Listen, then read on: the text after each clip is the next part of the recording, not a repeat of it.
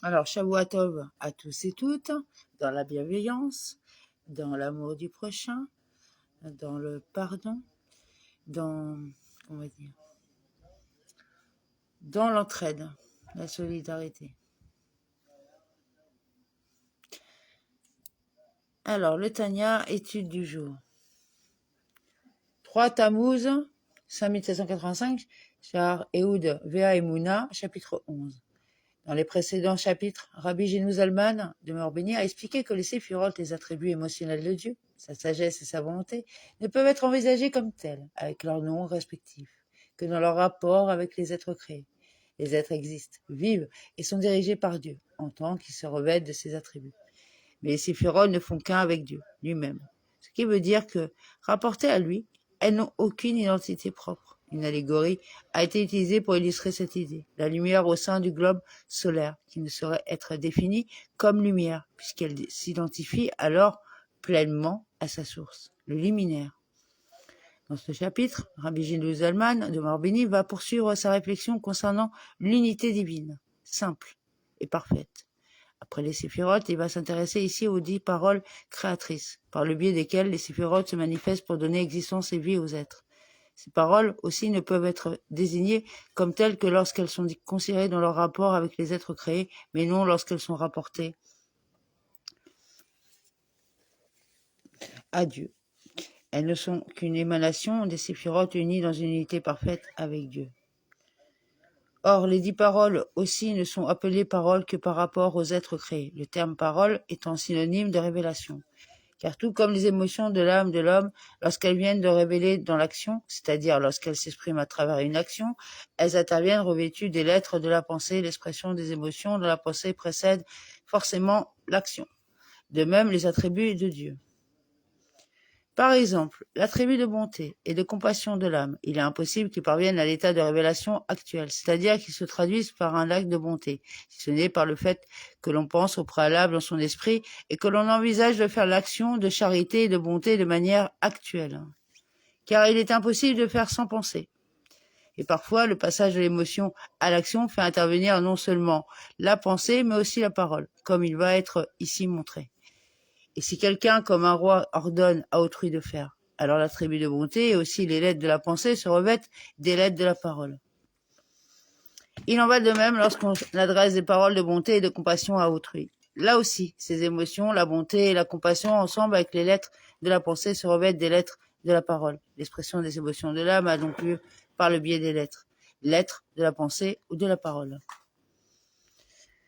De même, par allégorie, les attributs émotionnels de Dieu, lorsqu'ils parviennent au degré de révélation de leur action dans les sphères inférieures, on appelle cette révélation et le flux de cette action une parole et une combinaison de lettres. Car il est impossible qu'il y ait la moindre action issue de ces attributs sans les combinaisons qu'on appelle des lettres. Par exemple, pour la création de la lumière à partir de l'attribut de bonté, a été issu de cet attribut un flux d'action et de force pour réaliser et créer par cette force de la lumière. Comme il va être expliqué, l'attribut de bonté peut donner lieu à toutes sortes d'actions et de créations, pour acquérir à sa spécificité et donner lieu à la création de la lumière plutôt que d'autres choses. L'émanation d'une force particulière est requise. C'est par le biais de celle-ci qu'aura lieu la création de la lumière. Le flux de cette force et cette vitalité est ce qu'on appelle la parole, et les lettres créatrices que la lumière soit. Car bien qu'elles ne soient pas des lettres au sens littéral du terme comme nos lettres de la pensée à Dieu ne plaisent. L'analogie entre les lettres de la parole humaine et la dimension qualifiée de l'être du divin appelle certaines précautions et on appelle ici au lecteur les limites inhérentes à la comparaison.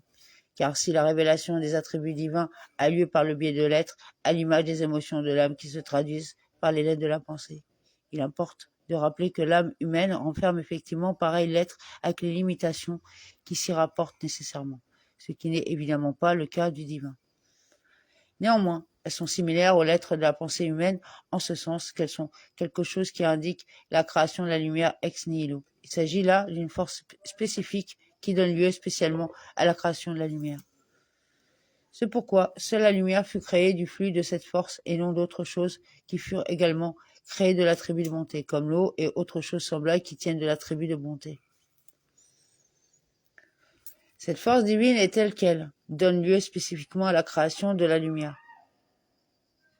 On parle pour cette raison de la parole créatrice, que la lumière soit. L'attribut de bonté produit également d'autres créations comme l'eau.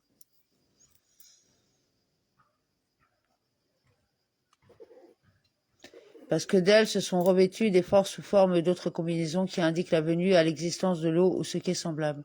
Il en ressort que toutes les formes de vitalité et de force qui sont issues de ces saints attributs vers les êtres et mondes inférieurs.